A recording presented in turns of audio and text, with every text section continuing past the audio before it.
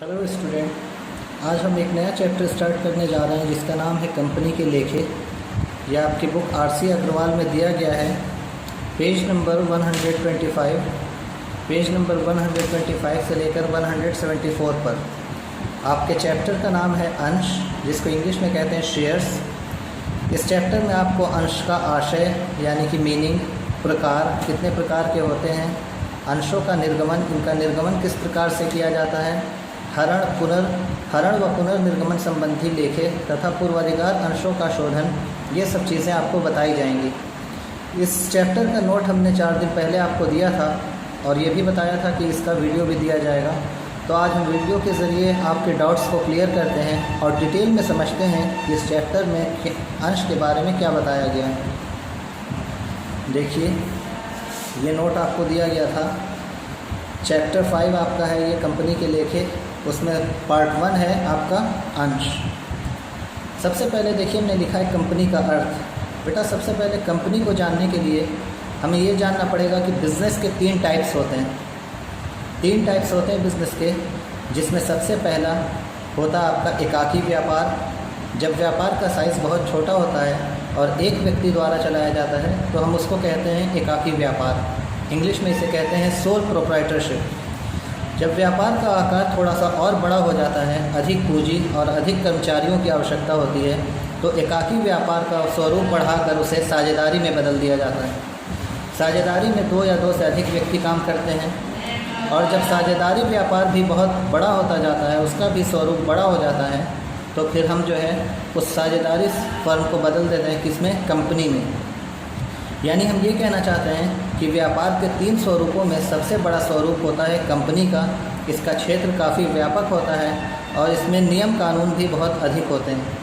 तो चलिए समझते हैं कंपनी का अर्थ।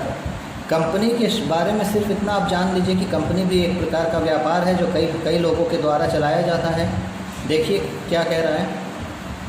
कंपनी लाभ कमाने के उद्देश्य से बनाई गई एक ऐच्छिक संस्था है जिसकी पूंजी अंशों में विभाजित होती है।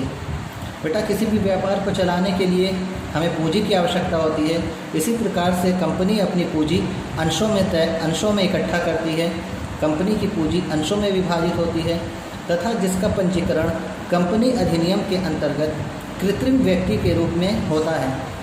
यानी कंपनी एक संस्था है, एक व्यापार है जिसकी पूंजी अंशों में विभाजित होती है।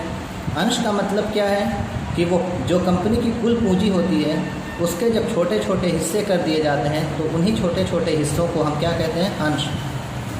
अंश यहाँ पर इसलिए अंश शब्द का प्रयोग किया जाता है क्योंकि एक कंपनी अपनी पूंजी कई व्यक्तियों से लेकर इकट्ठा करती है।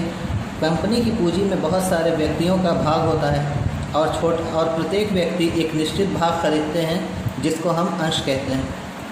और कंपनी का पंजीकरण यानी रजिस्ट्रेशन कंपनी अधिनियम के अंतर्गत होता है और वो कृत्रिम व्यक्ति के रूप में, यानी कंपनी अपने आप में एक व्यक्ति है जो किसी के साथ भी अनुबंध कर सकती है। जैसे हम और आप किसी के साथ अनुबंध कर सकते हैं, इसी प्रकार कंपनी भी एक व्यक्ति है, लेकिन कैसा व्यक्ति, कृत्रिम व्यक्ति। तो कंपनी कृत्रिम व्यक्ति के रूप में इसका पंजीकरण किया जाता है और कंपनी जो है सारे अनुबंध अपने नाम से करती है। तो फिर से समझ लीजिए, कंपनी लाभ कमाने के उद्देश्य से बनाई गई एक ऐच्छिक संस्था है जिसकी पूंजी अंशों में विभाजित होती है तथा जिसका पंजीकरण कंपनी अधिनियम के अंतर्गत कृत्रिम व्यक्ति के रूप में होता है। अब यहाँ पे अंश शब्द का प्रयोग जो किया है, इसका अर्थ देखिए, यहाँ पर हमने लिखा है प्रत्येक कंपनी की पूंजी छोटी छोटी इकाइयों में विभाजित होती है। इन्हीं छोटी छोटी इकाइयों को हम अंश कहते हैं। प्रत्येक अंश का एक निश्चित मूल्य होता है। जैसे बेटा हर एक चीज़ का कुछ मूल्य होता है, इसी प्रकार से कंपनी के अंश का भी एक निश्चित मूल्य होता है। जैसे 10 रुपये वाले अंश, 100 रुपये वाले अंश आदि। ये कंपनी के अंश जो है 10 वाले या 100 वाले, इसलिए इनको एक निश्चित मूल्य में बांट दिया जाता है ताकि कोई भी व्यक्ति जितनी पूंजी लगाना चाहता है किसी कंपनी में, उसी आधार पर उतने अंश खरीद ले। एग्ज़ाम्पल के लिए, कंपनी के अंश अगर 10 वाले हैं, कोई व्यक्ति अगर 50 रुपये लगाना चाहता है तो वो कितने अंश खरीदेगा, 5 अंश। इसी प्रकार अगर 100 वाले अंश हैं, कोई कंपनी में 500 रुपये लगाना चाहता है तो वो कितने अंश खरीदेगा, 5 अंश। ये जो 10 रुपये और 100 रुपये वाले अंश होते हैं, ये अंशों का अंकित मूल्य कहा जाता है। देखिए, कंपनी का अर्थ तो हमने आपको इस पेज पर बता दिया, कंपनी का अर्थ, लेकिन कंपनी की परिभाषा जो है कंपनी अधिनियम यानी कि जो है कंपनी के अधिनियम में भी दी गई है। कंपनी अधिनियम 2013 की धारा 220 के अनुसार कंपनी अधिनियम जो है उसकी धारा 220 में बताया गया है, कंपनी का आशय इस अधिनियम या पूर्व के कंपनी अधिनियम के अधीन समामेलित कंपनी से है। तो कंपनी का अर्थ बताया गया इसमें कि कंपनी इस अधिनियम के अंतर्गत या पहले के पूर्व के किसी कंपनी अधिनियम के अंतर्गत समामेलित कंपनी से होता है। ठीक है, अब देखिए कंपनी की विशेषताएं। हर एक चीज़ की अपनी एक विशेषता होती है। ठीक है, तो इसी प्रकार से कंपनी की भी कुछ विशेषताएं हैं, यानी किसी चीज़ को, किसी व्यापार को कंपनी कहने के लिए उसमें क्या विशेषताएं होनी आवश्यक है, उसको हम विशेषताएं या लक्षण कहते हैं। नंबर 1, कंपनी विधान द्वारा, विधान का मतलब बेटा विशेष कानून, कोई स्पेशल लॉ होता है जिसके अंतर्गत कंपनी का जो है निर्माण किया जाता है। कंपनी विधान द्वारा निर्मित एक कृत्रिम व्यक्ति है। कंपनी का पृथक वैधानिक अस्तित्व होता है। आपने 11th में भी पढ़ा होगा पृथक अस्तित्व की अवधारणा। जैसे व्यापार और व्यापारी अलग अलग होते हैं, इसी प्रकार कंपनी के केस में भी कंपनी का पृथक वैधानिक अस्तित्व होता है, यानी कंपनी अपने सदस्यों से अलग होती है, कंपनी अपने अंशधारियों से अलग होती है। कंपनी के अंशधारियों का दायित्व उनके द्वारा लिए गए अंशों तक सीमित होता है। कंपनी में जो भी व्यक्ति अंश खरीदते हैं बेटा, उनको हम अंशधारी कहते हैं। कंपनी में जो व्यक्ति पूंजी लगाते हैं यानी कंपनी के अंश क्रय करते हैं, उनको हम कहते हैं अंशधारी।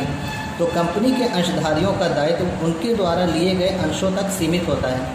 जिस प्रकार से एकाकी व्यापार में व्यापारी का दायित्व असीमित होता है, साझेदारी में भी साझेदारों का दायित्व असीमित होता है, लेकिन कंपनी के केस में अंशधारियों का दायित्व असीमित नहीं होता बल्कि सीमित होता है।